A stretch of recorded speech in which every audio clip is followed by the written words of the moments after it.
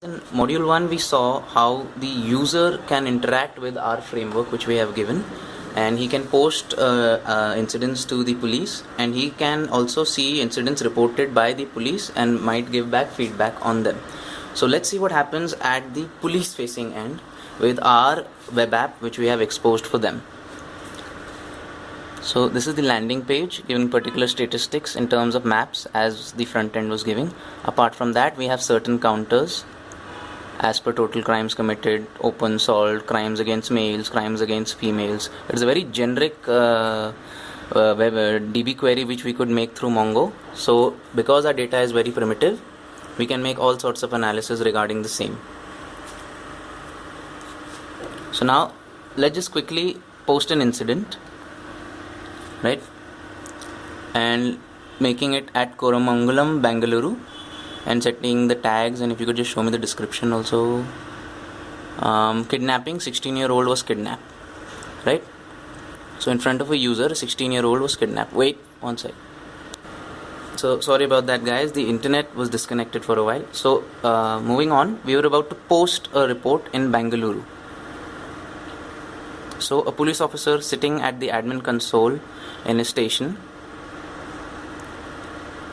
and if you quickly just look at the counters,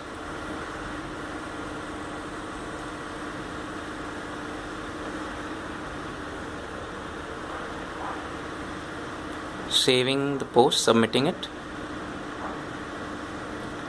I think your internet connection also changed maybe.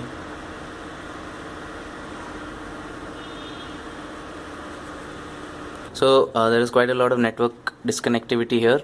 Our post happened to go towards Kumbal. So we'll just quickly recreate another incident.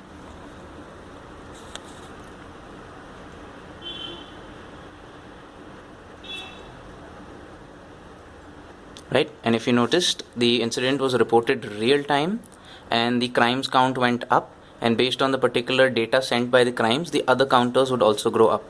In terms of analysis, one may quickly just use this web app to look at particular regions, go from one region to another, click on the particular report, and maybe just get a synopsis of that. Say this one was the new one. 16-year-old was kidnapped. I think that was the old one. Or did you repeat it? Never mind.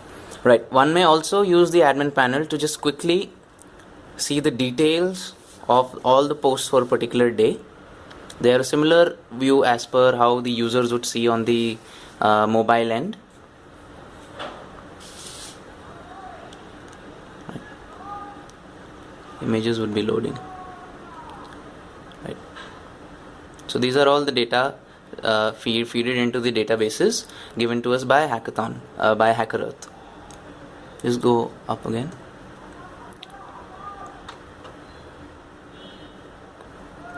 So the tech stack used here is Node.js and AngularJS, and the server is based on pure Ember and Node.js talking to a MongoDB database. The server, which is shared by the user and the admin, that is per se the police reporter or the police officers or the police department, they both share the simple web server and the database, but this web server being private can be imported and run anywhere and directed to the correct web server which is shared by the user and the police department.